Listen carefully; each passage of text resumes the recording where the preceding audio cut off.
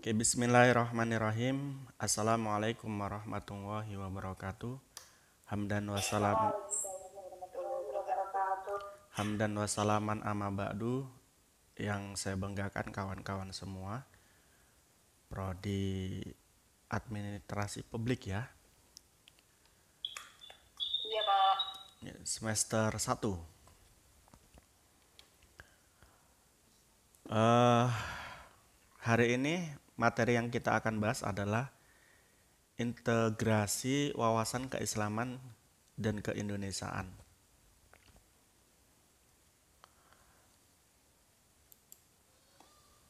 Integrasi, kalau kita lihat daripada definisinya, adalah satu pembaruan atau satu pembauran hingga menjadi kesatuan yang utuh atau bulat.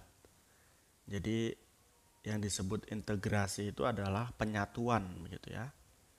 Sehingga tidak lagi bisa dilihat mana yang berbeda. Ini integrasi. Kemudian kalau kita lihat lagi, di situ ada judul, ada kalimat wawasan. Wawasan itu adalah satu cara pandang. Jadi kalau kita gabungkan, yang dimaksud dengan integrasi keislaman dan keindonesiaan ini adalah tema kita mencoba untuk menggabungkan bagaimana wawasan keislaman dan keindonesiaan seorang muslim yang berada di negara Republik Indonesia.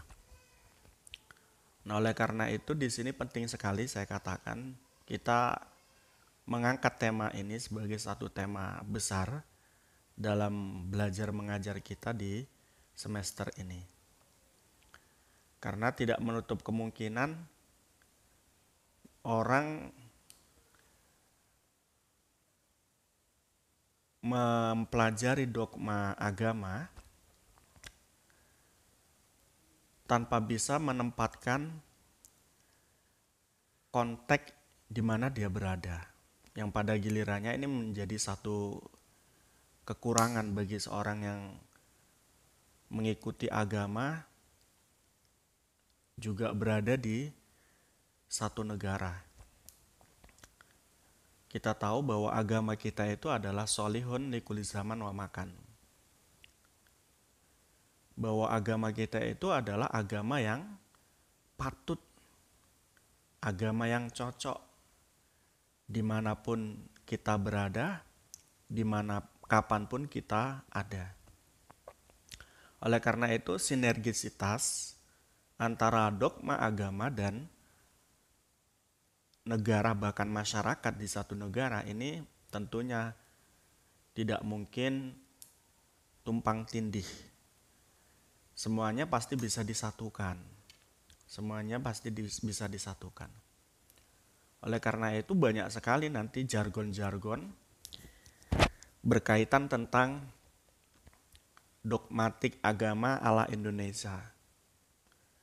Kami yang berada di syariah kawan-kawan, ini sedang atau bahkan sudah memiliki jargon fikih pembaharuan, di mana fikih pembaharuan ini merupakan satu identitas masyarakat Indonesia menerima fikih dari negara munculnya istilah fikih itu di Timur Tengah sana, kemudian fikih ini bisa diaplikasikan di Indonesia.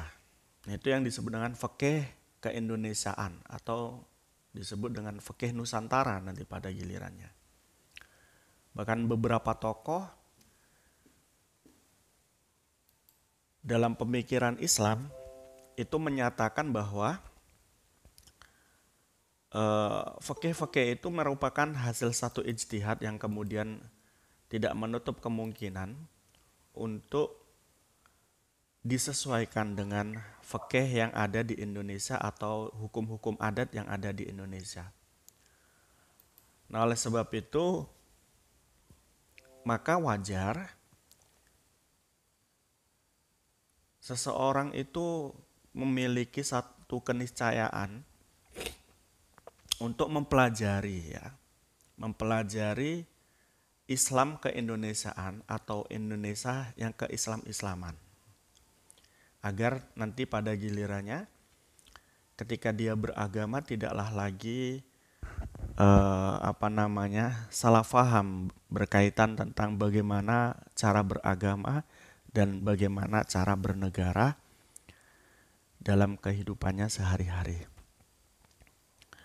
Nah, kita tahu sendiri bahwa negara Indonesia ini adalah negara yang plural, negara yang majmuk, yang tidak terdiri hanya satu suku saja, tapi ada banyak ratusan suku, bahkan ribuan suku. Begitu juga bahasa, begitu juga adat, begitu juga pulau. Sebagaimana kita ketahui ketika kita dulu SMP ataupun SMA, pulau di Indonesia itu ada sekitar 17.000 itu. Sementara bahasa di Indonesia itu ada sekitar 700, sukunya ada 300, banyak sekali. Tentu dalam kaitan ini negara Indonesia yang sedemikian majemuknya, sedemikian perbedaannya, tentu juga mau tidak mau harus dipahami sebagai masyarakat beragama. Agar mengapa? Agar memahami semua karakter, semua masyarakat yang disebut juga masyarakat hidrogen ya. Masyarakat heterogen yang tidak menutup kemungkinan sering muncul satu perbedaan-perbedaan. Nah, mana perbedaan inilah yang menjadi tugas kita untuk selalu kemudian jangan sampai perbedaan-perbedaan tersebut menjadi bumerang bagi kita atau bom waktu yang bisa menghancurkan atau mengembalikan kita kembali lagi ke satu kondisi tersebut tidak kita inginkan sebagaimana zaman penjajahan dulu. Nah, oleh karena itu kita harus kenal dulu bahwa negara Indonesia ini terdiri dari 6 agama. Kemudian terdiri dari ratusan bahkan ribuan suku. Dan juga kemudian memiliki adat istiadat yang semuanya berbeda. Dengan perbedaan tersebut, dan perbedaan tersebut ini harus dipahami merupakan satu sunatullah ya, sesuatu yang tidak bisa kita hindari dan merupakan satu takdir yang ditakdirkan oleh Allah kepada kita. Oleh karena itu tinggal kita pahami saja bahwa apa sih tujuan Allah itu membuat kita ini berbeda dalam suku, dalam bahasa ataupun dalam agama. Nah, tentunya Allah punya tujuan dalam kaitan Allah menjadikan kita ini berbeda-beda. Sebagaimana kita tahu bahwa kita itu pasti berbeda dan perbedaan itu adalah sunatullah. Ini disinggung oleh sebuah ayat. Ayat tersebut adalah ayat Al-Quran surat Al-Hud. Allah mengatakan walau sya'a rabbuka laja'alan nas ummatan wahidatan wala yazaluna mukhtalifin ya. Andai kata Allah menghendaki manusia itu dijadikan satu umat, niscaya tentu dalam kaitan ini Allah mampu. Ya enggak? Allah sangat mampu menjadikan kita ini sebagai umat yang wahidah. Tapi Allah tidak menginginkannya. terbukti Allah menciptakan kita ini berbeda-beda. Nah, dalam kaitan Allah menciptakan berbeda-beda, wala yazaluna mukhtalifin. Mereka niscaya sebagai umat yang satu yang tidak mungkin tidak berbeda-beda. Tidak mungkin mereka satu kata. Ini yang perlu kita ketahui. Jadi Allah mampu untuk membuat kita menjadi umat yang satu. Tapi dalam kaitan ini faktanya Allah dari umat yang satu tersebut itu mengakui mereka akan berbeda-beda. Ya, akan berbeda-beda dalam suku, dalam bahasa, dalam fikrah, dan lain sebagainya. Nah, ini adalah yang disebut dengan bahwa perbedaan itu adalah sunnatullah. Di dalam ayat yang lain, Al-Quran, Al-Hujurat, ayat 13 mengatakan, Ya ayuhan nas, inna khalaqnakum min dzakarin wa unsah, wa ja'alnakum su'uban wa qabail, lita'arafu inna akramakum indallahi atqakum innallaha alimun khabir. Bahwa Allah mengatakan, wahai manusia, sungguh, ini ada kalimat sungguh, kami telah menciptakan kamu dari seorang laki-laki dan seorang perempuan. Kemudian kami jadikan kamu berbangsa-bangsa dan bersuku-suku.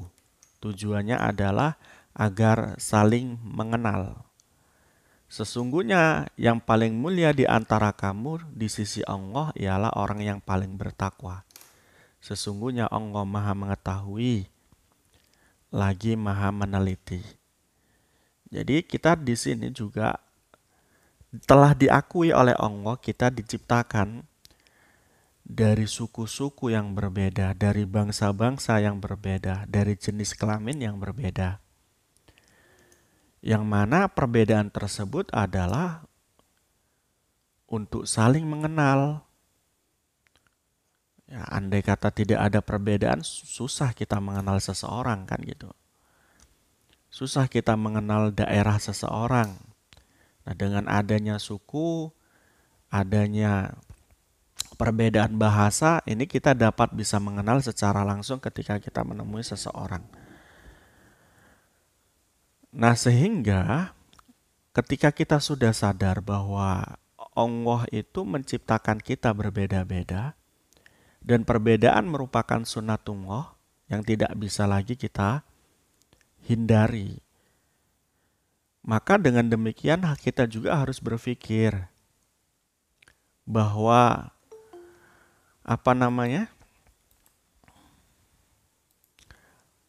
bahwa perbedaan ini harus disikapi dengan baik. Sebagaimana tujuan Allah tadi, lita'arofu, untuk saling mengenal, untuk saling memahami satu sama lainnya. Dan yang paling terpenting Allah menutup daripada ayat tadi, inna akramakum indallahi atqakum.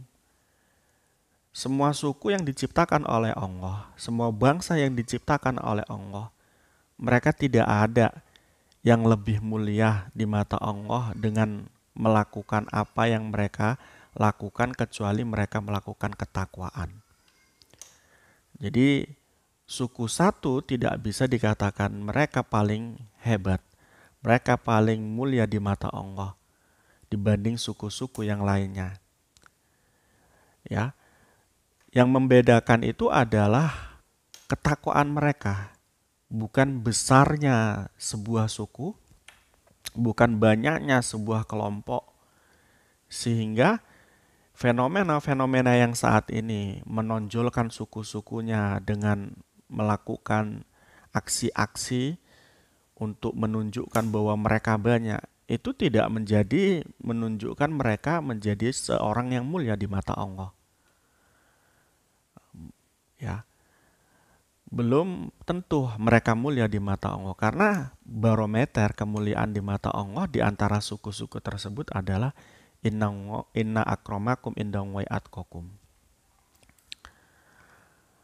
Nah,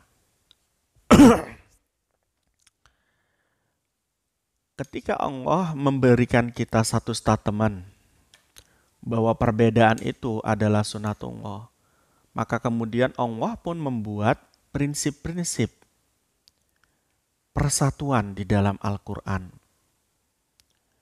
Prinsip-prinsip itu adalah agar kita bersatu, maka harus dilakukan satu upaya. Yang upaya itu harus dilakukan dan perlu pengorbanan. Perlu mengedepankan jiwa yang besar. Dan perlu keniatan yang tulus.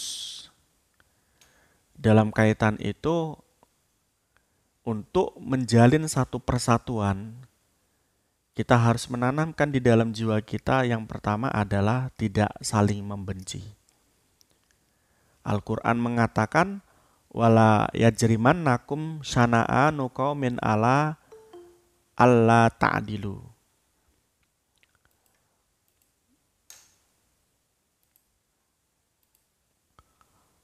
Dan janganlah sekali-sekali kebencianmu terhadap sesuatu kaum mendorong kamu untuk berlaku tidak adil.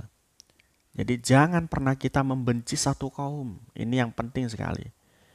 Fenomena yang saat ini kita hadapi adalah saling membenci. Islamku adalah yang paling benar. Dan Islammu adalah yang paling salah. Kelompok saya adalah kelompok yang paling benar, kelompokmu adalah kelompok yang paling salah. Ini yang terjadi saat ini. Fenomena Islam radikal, fenomena politik carut-marut di negara kita ini menjadi satu beban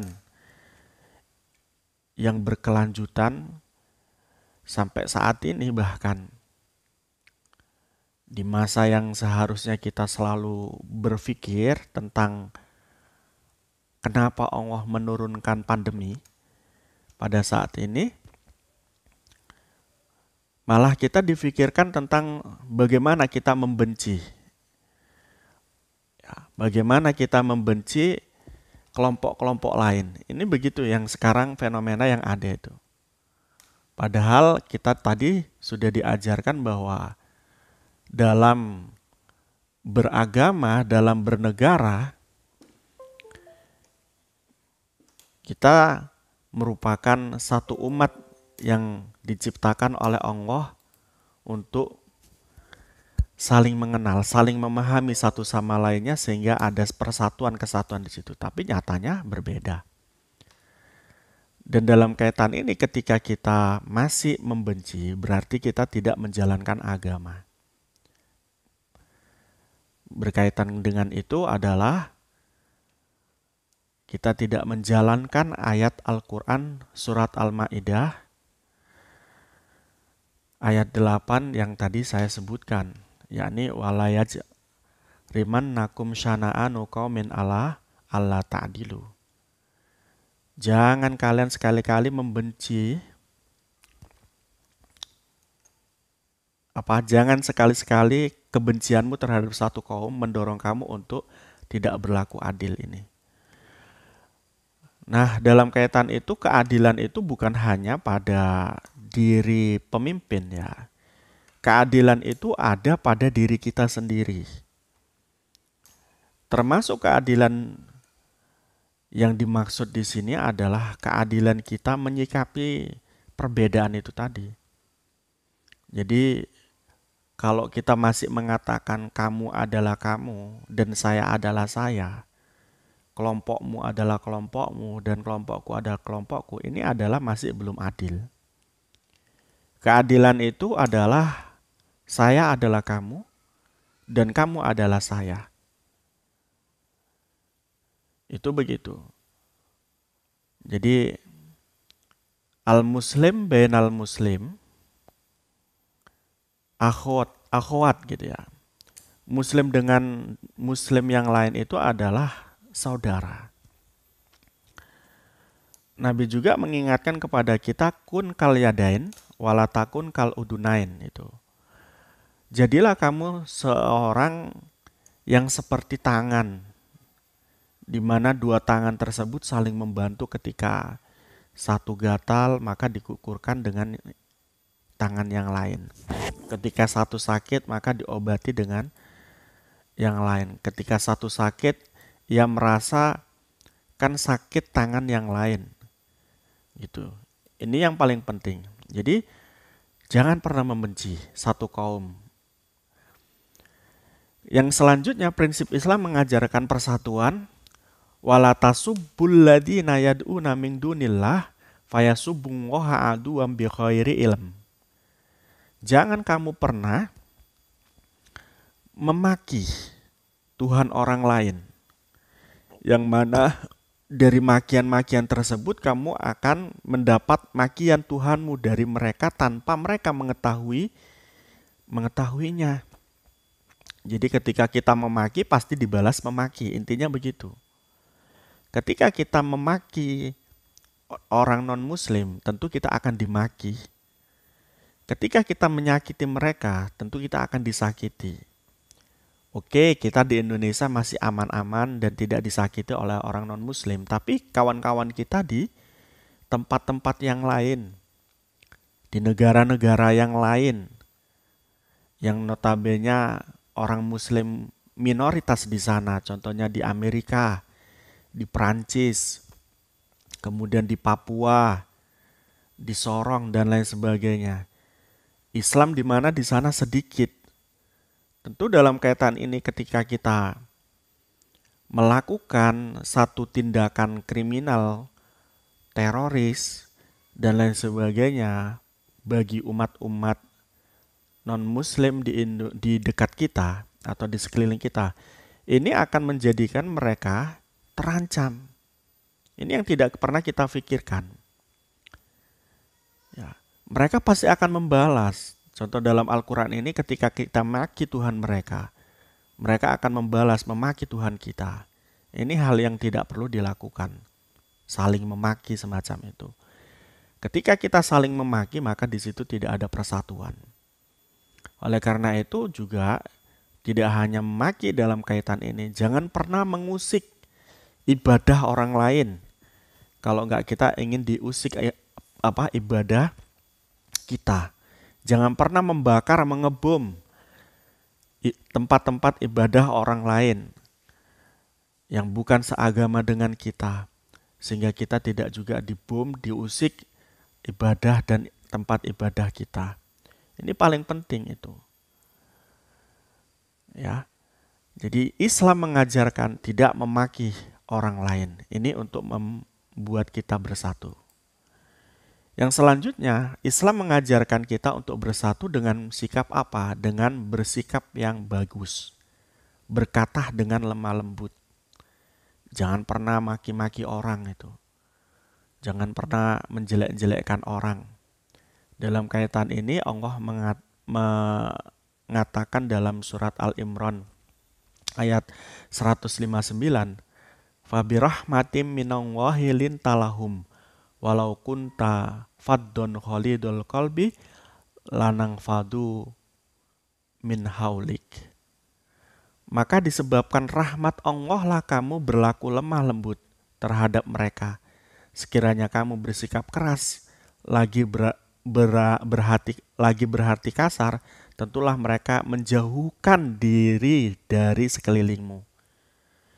Jadi kalau kita pingin dihargai, kalau kita pingin non-muslim itu menghargai kita dan mereka punya simpati kepada kita, tentunya dalam kaitan ini kita harus berlaku lemah lembut kepada mereka. Dan dalam kaitan ini penyebaran Islam kita lihat. Islam itu disebarkan dengan cara yang lemah lembut. Wali Songo menyebarkan Islam ke Indonesia contohnya dengan cara lemah lembut, tanpa mengusik, tanpa mengangkat pedang. Nabi Muhammad juga sama. Nabi Muhammad berperang itu bukan untuk menyebarkan Islam, tapi untuk membela diri. Mereka-mereka yang masuk Islam di zaman Rasul adalah mereka-mereka yang melihat bahwa Islam itu rahmah. Islam itu punya kasih sayang, lemah lembut. Ya. Maka mereka kemudian tertarik untuk masuk Islam. Nah, dalam kaitan ini kata Allah tadi itu, maka disebabkan rahmat Allah lah kamu berlaku lemah lembut terhadap mereka. Sekiranya kamu bersikap keras lagi, berhati kasar, tentu mereka menjauhkan diri dari sekelilingmu. Adanya terorisme di Indonesia, adanya terorisme di dunia Islam, ini akan menyebabkan mereka antipati, bukan simpati kepada Islam. Jangankan menginginkan masuk Islam, mereka melihat orang Islam aja jijik. Itu yang terjadi nanti. Maka kemudian NU di situ tidak menginginkan kekerasan. NU di situ kemudian bagaimana menciptakan ruang menyebarkan satu konsep Islam rahmatan lil alamin. Hal tersebut adalah mengamalkan surat Al-Imran ayat 159. Fabima rahmatim minallahi lintalahum walau kunta faddon khalidul qalbi lanang fadu min haulik. Kemudian untuk menciptakan satu persatuan dan kesatuan adalah menolak kejelekan dengan kebaikan. Ini penting sekali dan ini yang dilakukan oleh Nabi dalam berdakwah. Nabi kita itu ketika pada saat Nabi dilempari batu, dicaci maki, dilempari kotoran, Nabi berdoa, Allahumma firlahum fa innahum la ya'lamun. Tuhanku, ampuni mereka karena mereka tidak tahu. Kalau kemudian ada orang yang mengatakan itu Nabi, kita berbeda, itu adalah untuk alasan saja dia untuk melakukan kekerasan kepada orang lain. Jadi dalam kaitan ini, ya kita harus menolak kejelekan atau kemungkaran itu dengan kebaikan. Sesuai dengan Quran, surat Al-Fusilat ayat 34-35 itu.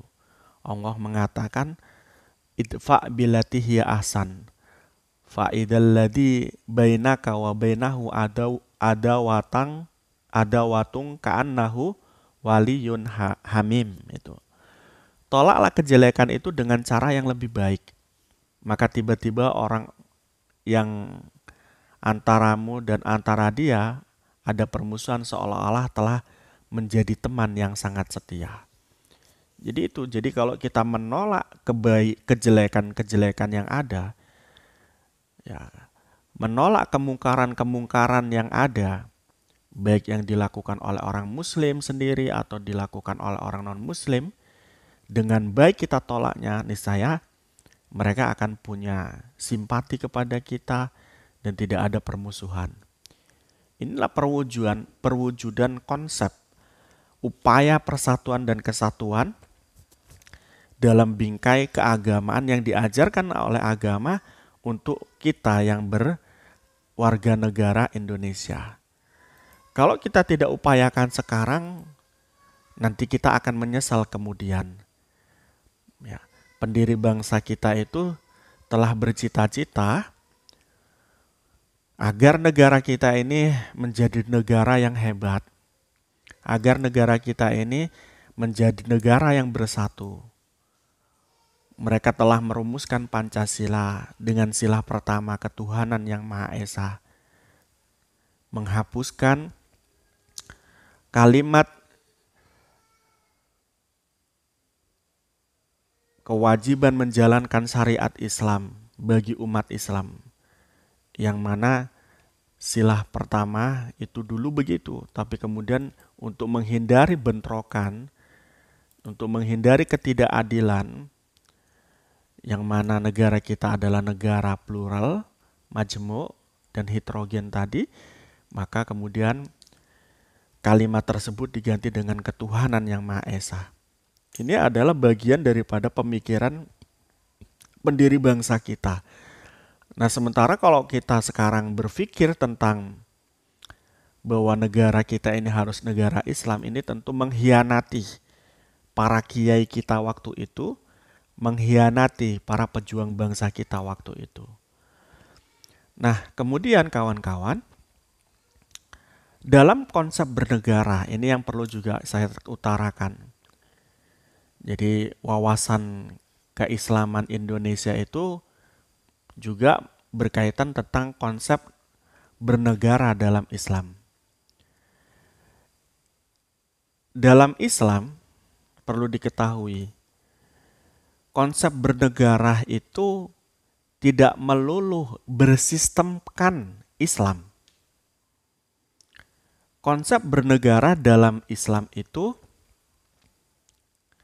adalah konsep negara yang adil, bukan Islamnya.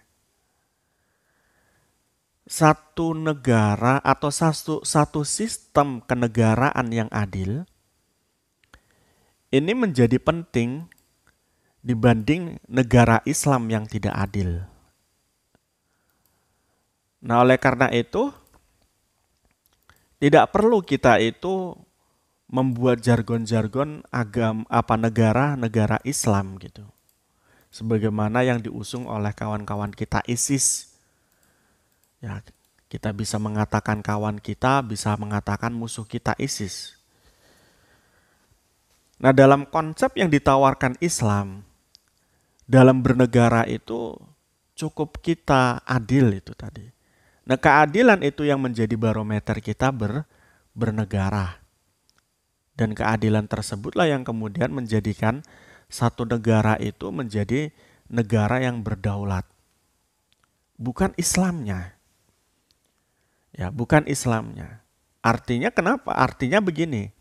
Ketika kita bisa menjalankan syariat tanpa labelitas agama Islam, ini adalah sudah cukup dan itu sudah dikatakan adil. Tidak perlu membuat sistem negara Islam dalam kaitan ini.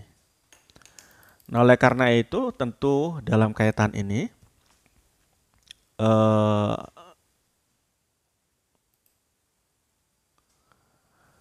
kita tidak perlu memaksakan yang namanya negara Islam, ya.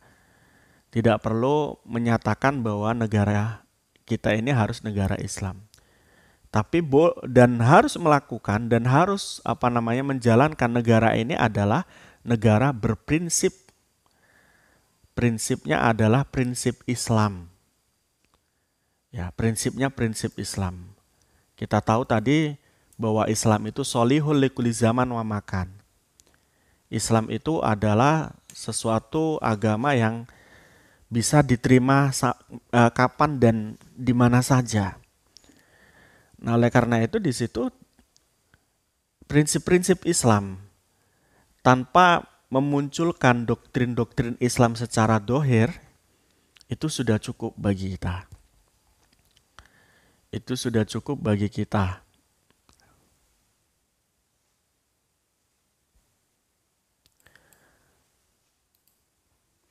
Nah, dalam prinsip bernegara, Allah mengajarkan kepada kita dalam surat An-Nisa ayat 59. Ya ayyuhalladzina amanu ati'ullaha wa ati'ur rasul wa ulil amri minkum. Fa in tanaza'tum fi syai'in farudduhu ilallahi wa rasulih in kuntum tu'minuna billahi wal yaumil akhir dzalika khairan wa ahsanu ta'wila. Wahai orang-orang yang beriman, kata Allah, taatilah Allah, taatilah Rasul, dan ulil amri atau pemegang kekuasaan di antara kamu. Di sini ulil amri gitu ya. Kemudian jika kamu berbeda pendapat tentang sesuatu, maka kembalikan kepada Allah dan Rasul. Jika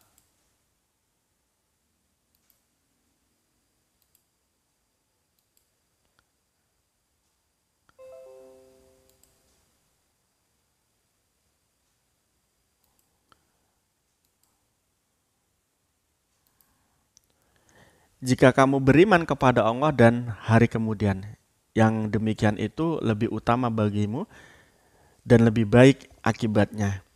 Jadi di situ kita diperintahkan untuk taat kepada Allah, taat kepada Rasul, juga taat kepada ulil amri. Jadi kalau ulil amri itu sudah adil, kita taati, itu sudah cukup dalam bernegara. Ya. Nah, dalam kaitan ini ketaatan itu pasti tentunya ada batas-batasannya. Batasan taat itu adalah la ta'ata fi ma'siyatillah innama ta'ah fil ma'ruf itu.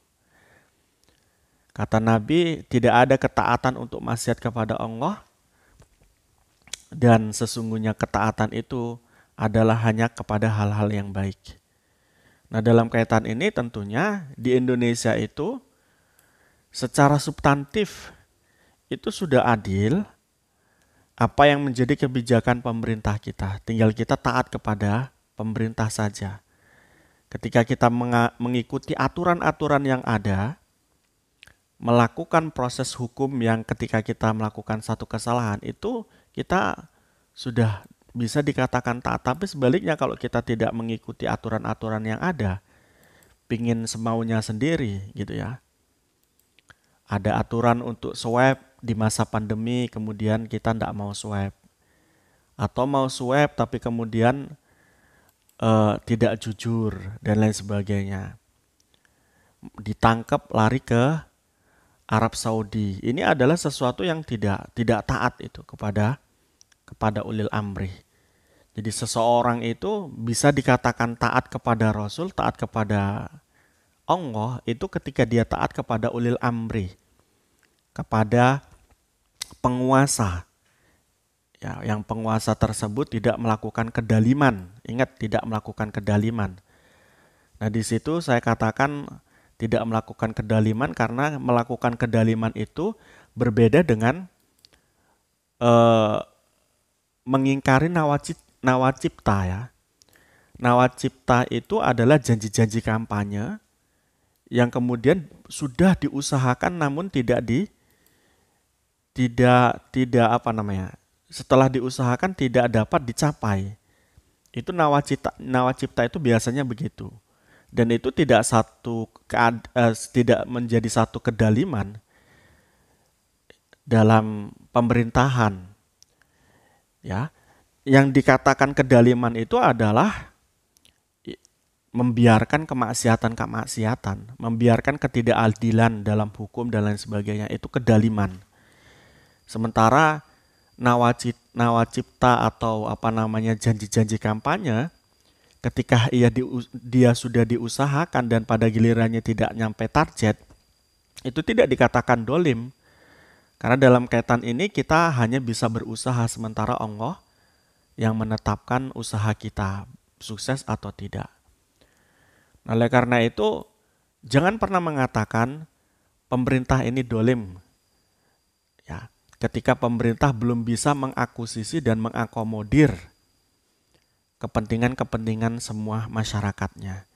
Ingat, kepentingan semua masyarakat ini tentunya tidak bisa diupayakan begitu saja. Tapi dia pasti ada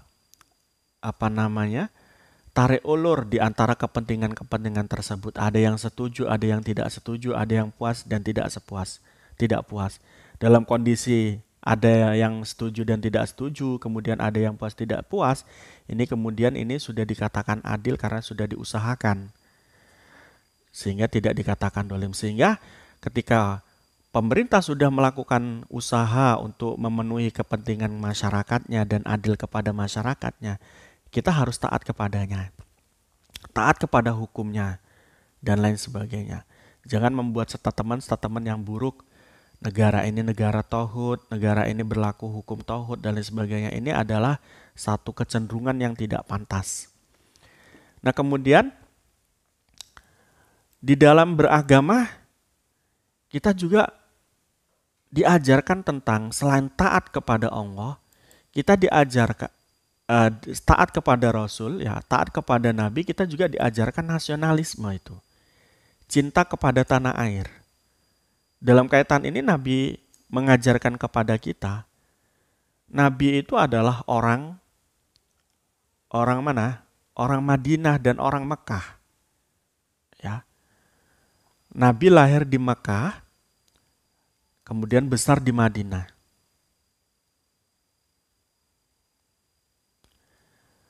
Nah, kemudian Nabi itu sangat rindu kepada tanah kelahirannya, yakni kota Mekah ketika beliau sudah berada di Madinah. Dan ingin sekali menziarahi kota Mekah karena tempat kelahirannya. Nah, oleh karena itu ini adalah bagian daripada nasionalisme, cinta kepada tanah air. Nah, dalam kaitan itu juga direkam di dalam sebuah hadis ya. Lama kharajan Nabi SAW mimma kata fabalagha al-jufata istaqo ila Makkah. Nabi ketika satu saat itu pergi keluar Makkah dan pada saat sampai di tanah Jufah, beliau kangen dengan kota Mekah. Nah, ini nasionalisme. Beda dengan kita. Kalau sudah berada di luar negeri, kemudian sukses di luar negeri, nggak cinta kepada tanah air. Ini tidak sesuai dengan nasionalisme. Nah, harusnya bagaimana cinta kepada tanah airnya? Yakni negara Indonesia. Bentuk kecintaannya tentunya bisa diaplikasikan dengan beberapa hal positif ya. Nah, kemudian di dalam sebuah hadis lagi yang terekam adalah bukan hadis, sebuah kaul dari kaul hukama atau ucapan hukama, disebutkan ida arota an ta'rifar rajul fangdur kaifatah hanunuhu ila autonihi wa tashukuhu ila ikhwanihi wa bukauhu alama mado min zamanihi. Kamu kalau mau melihat, mengenal seorang laki-laki, dia baik atau tidak, cukup kamu melihat beberapa perkara. Yang pertama adalah lihatlah seseorang tersebut bagaimana dia mencintai tanah kelahirannya. Itu yang pertama. Yang kedua, lihatlah apakah ia mencintai saudara-saudarinya. Yang ketiga, adakah ia menangis tentang zaman yang telah ia tinggalkan atau waktu-waktu yang telah dia tinggalkan. 3 hal ini menjadi barometer orang itu baik atau tidak. Salah satunya tadi adalah kecintaan kepada tanah air. Begitu ya. Kemudian selanjutnya adalah Islam dalam hal bernegara juga mengajarkan kesatuan itu. Ayat-ayat di atas tadi sudah menyatakan bahwa kita diciptakan berbeda-beda dan kemudian kita harus bersatu. Nah, dalam kaitan ini lebih tegasnya lagi dalam surat Al-Imran ayat 103, Allah mengatakan wa'tasimu bihablillah jami'ah wala tafarraqu. Nah, berpegang teguhlah kamu kepada tali Allah dan jangan bercerai-berai. Ini tentang persatuan. Kemudian patriotisme atau biasa kita sebut dengan rela berkorban. Nah, dalam kaitan ini ya banyak sekali hadis-hadis yang berkaitan tentang jihad ya. Pada masa Nabi diminta perang oleh musuh-musuhnya. Nabi diajak perang oleh musuh-musuhnya, dalam kaitan itu kemudian seruan jihad itu banyak sekali untuk membela negaranya, kaum-kaum muslimin pada saat itu. Contoh kecilnya adalah hadis yang diriwayatkan oleh Abu Hurairah bahwa Nabi pernah mengatakan man mata walam yahzu walam yuhaddits nafsahu bihi mata ala syu'batin min nifakin. Barang siapa yang mati sedang ia tidak pernah berjihad dan tidak mempunyai keinginan untuk jihad, ia mati dalam satu bentuk kemunafikan.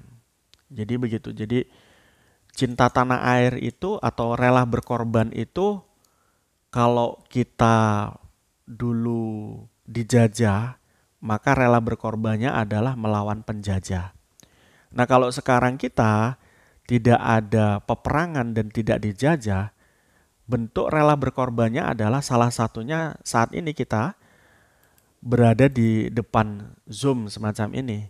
Ini adalah salah satu bentuk rela berkorbannya kita untuk memiliki ilmu yang mumpuni, ilmu yang bisa membawa diri kita menjadi pribadi yang hebat dalam bernegara dan beragama.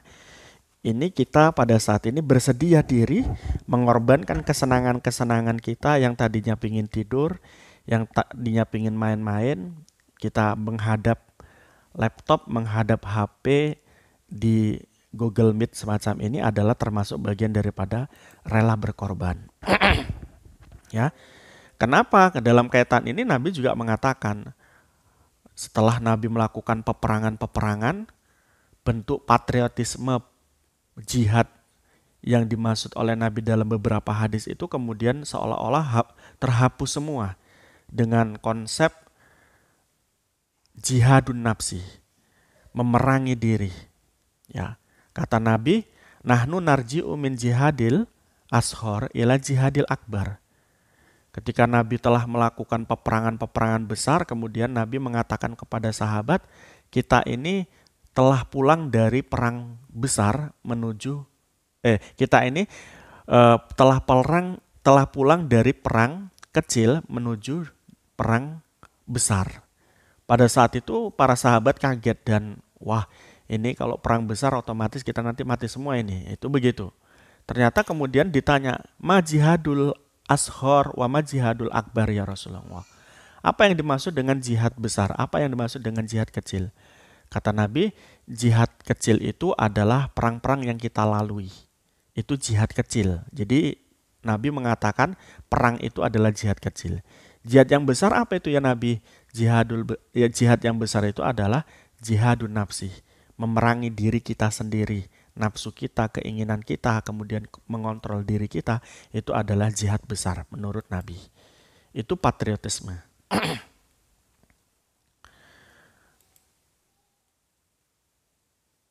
Nah, dalam kaitan ini perlu diketahui juga, kita tahu bahwa negara kita adalah negara yang majemuk tadi.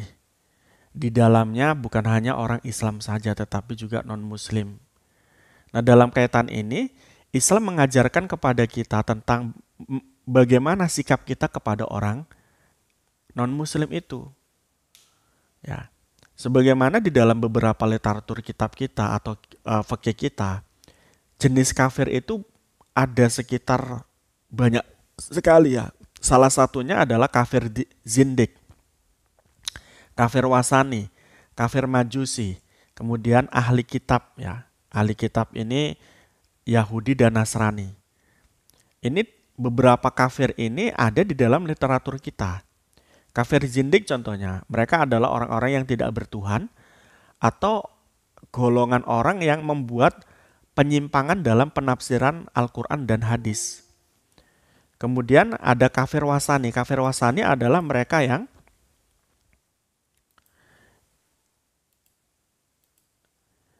menyembah berhala. Kemudian kafir majusi adalah mereka yang menyembah api. Kemudian ahli kitab yakni orang Yahudi dan Nasrani itu.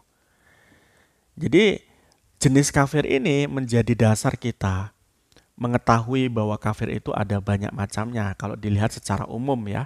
Kalau dilihat apa yang mereka sembah. Nah, kemudian kalau kita lihat dari segi kafir memerangi kita atau tidak memerangi kita, itu setidaknya ada dua macam gitu ya. Ada kafir dimi dan kafir harbi. Kafir dimi dan kafir harbi. Kafir dimi atau kafir yang, atau ya gini maksud saya, kalau kita lihat dari segi kafir itu menyerang kita atau tidak, setidaknya kafir itu ada 4 begitu. Maaf, tadi saya bilang 2. Di situ ada kafir dimi, ada kafir mu'ahad, ada kafir mustakman, Nah, yang terakhir ada kafir harbi. Nah, 3 daripada kafir, yakni kafir dhimmi, kafir mu'ahad, dan kafir musta'man, ini adalah kafir-kafir yang tidak boleh kita perangi. Sementara kafir harbi yang memerangi kita, yang memusuhi kita, itu wajib kita perangi. Nah, dalam kaitan ini kafir di Indonesia adalah kafir-kafir atau orang non-muslim yang tidak memerangi kita. Mereka di dalam kaitan ini adalah bisa dikatakan kafir dhimmi, di mana kafir dhimmi yang dimaksud adalah orang kafir yang membayar jizyah, upeti yang dipungut tiap tahun sebagai imbalan bolehnya mereka tinggal di negeri kaum muslimin. Nah, dalam kaitan ini negara kita juga bukan negara muslim kan gitu. Dalam kaitan itu kafir dhimmi di Indonesia juga bisa dikatakan kafir dhimmi karena mereka memiliki hak dan kewajiban yang sama. Kalau kafir mu'ahad, bagaimana kita golongkan kafir mu'ahad?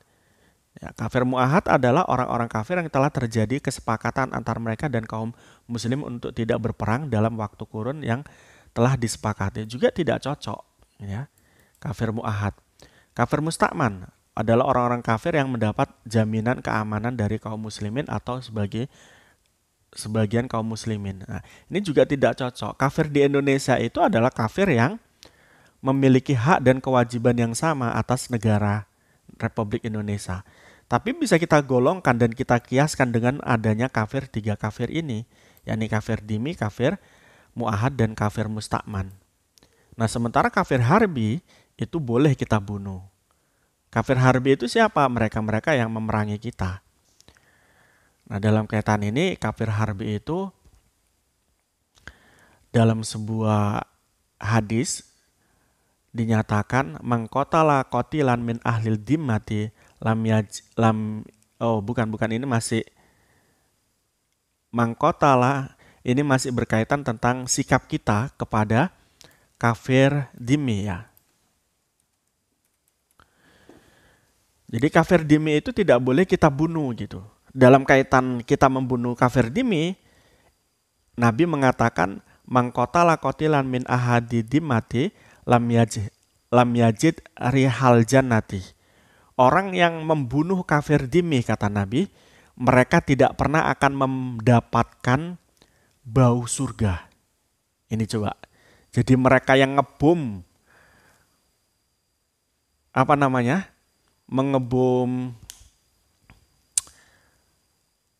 rumah ibadah non-muslim, kemudian membunuh orang non-muslim yang notabene mereka merupakan kafir dhimmi, mereka tidak akan mendapatkan dan mencium surga. Hadis ini diriwayatkan oleh Nasai dan Syekh Al-Banani mengatakan bahwa hadis ini adalah hadis sahih. Ya.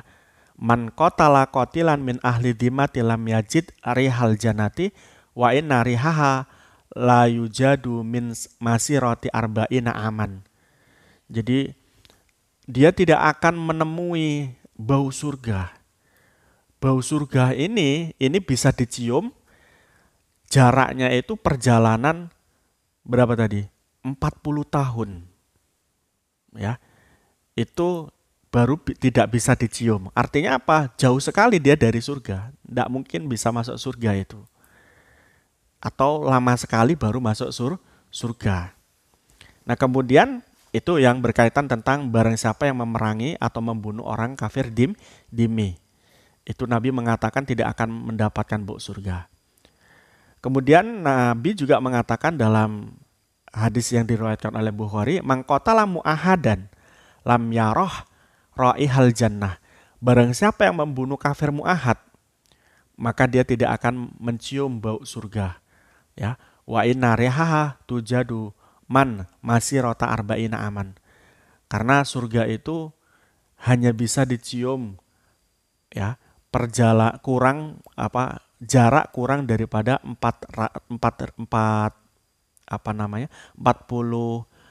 tahun gitu ya. Jaraknya itu. Jarak penciumannya. Jadi kita 40 tahun perjalanan, kurang dari 40 tahun perjalanan itu kita bisa mencium, tapi kalau lebih tidak bisa mencium surga. Itu begitu. Istilah mencium surga ini adalah ya masuk surga itu ya. Nah, dalam kaitan lain, hadis lain, Nabi juga surat At-Taubah mengatakan wa in wa inna ahadan wa inna ahadun minal musyrikina istajaroka fa'ajirhu hatta yasma kalamang wa itsuma ablihu ma'manah dalika bi annahum qaulan la ya'lamuna. Dan jika seorang di antara orang-orang musyrik itu meminta perlindungan kepadamu, maka lindungi ia supaya ia sempat mendengar firman Allah. Ya, ini adalah ayat Al-Qur'an. Jadi kita tidak boleh membunuh orang Muslim, tidak boleh menjauhi orang Muslim, tidak boleh menjauhi orang non-Muslim. Kita harus dekati dia. Maka yang diupayakan oleh Gus Durian dan juga siapa namanya Gus Dur sendiri itu adalah mendekati, melakukan dialog-dialog agar apa? Biar sampai ajaran-ajaran agama Islam kepada mereka. Kalau kita jauhi mereka, tentu mereka tidak akan mendapatkan ajaran-ajaran agama. Sementara mereka punya kewajiban untuk menjalankan agama untuk beriman kepada Allah. Dalam ayat yang lain surat An-Nisa 92 dikatakan in kana minkum min bainakum wa bainahum mitsaqun fadiyatun musalamatun ila ahli wa tahrir raqabati mu'minatin faman lam yajid fasyamu syahraini mutatabi'ani taubatan minallahi wa kana Allahu aliman hakima.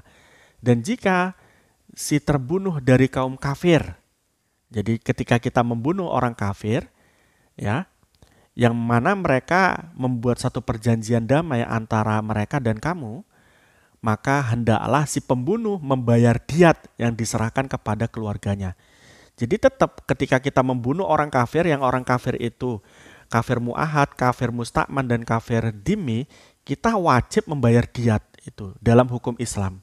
Artinya apa? Ketika kita membayar diat, mereka berarti sama dengan kita. Ketika kita membunuh orang muslim, kita juga kena kisos atau membayar diat. Itu begitu. Nah, dalam kaitan yang lain adalah bukti Nabi bersikap baik pada orang kafir. Dalam kaitan ini adalah beberapa peristiwa. Satu, perang Uhud, ya, di mana pada waktu itu di saat perang Uhud, ya, kita kalah karena strategi Nabi tidak dijalankan oleh pasukan panah yang ada di atas. Pasukan panah yang tidak diperbolehkan untuk turun ternyata turun, kemudian dilihat bahwa kita itu sedikit dan mereka kaum yang memerangi kita itu kembali lagi dan memerangi kita. Nah, pada saat itu Nabi beristirahat di sebuah pohon dan pada saat itu Nabi mau dibunuh oleh orang, kemudian dikatakan, "Wahai Muhammad, siapa yang akan menolong engkau?" Pada waktu itu Nabi Muhammad sendirian. Tidak ada yang menolong engkau, kata orang yang mau membunuh ini mengatakan begitu. Kemudian Nabi Muhammad menjawab Allah. Pada saat Nabi Muhammad mengatakan Allah, orang tersebut yang mau membunuh itu pingsan. Dan saat pingsan tersebut, Nabi Muhammad waktu itu tidak membunuhnya. Dan kemudian ketika sudah sadar, ditanya oleh Nabi Muhammad, siapa yang akan menolong engkau? Kemudian Nabi Muhammad tidak membunuhnya, dan setelah itu orang tersebut kagum dengan sikap Nabi Muhammad yang membiarkan musuh dalam keadaan hidup. Nah, pada saat itu kemudian musuh yang tadi akan membunuh Nabi Muhammad masuk Islam.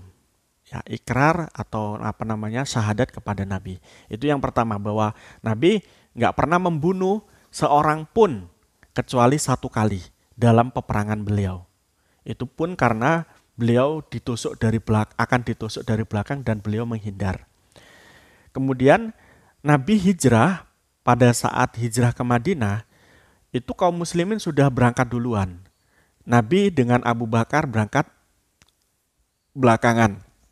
Nah, pada saat Nabi berangkat belakangan tersebut, sebagaimana dalam kisah itu kan Nabi ke Gua Hira dulu, ke Gua Thur atau Gua Hira itu, kemudian pada saat itu Sayyidina Abu Bakar menyewa seorang kafir wasani atau kafir apa begitu ya, untuk menunjukkan jalan menuju ke Madinah melalui jalan tikus, ya, melalui jalan rahasia.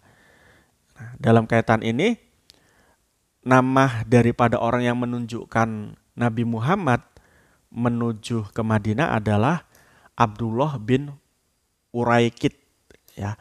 Ini adalah nama baru ketika orang kafir tersebut sudah masuk Islam. Nama asalnya saya tidak tahu ya. Nama asalnya itu siapa saya nggak tahu. Jadi orang yang menunjukkan jalan untuk ke Madinah ini kemudian eh, masuk Islam begitu ya. Kemudian juga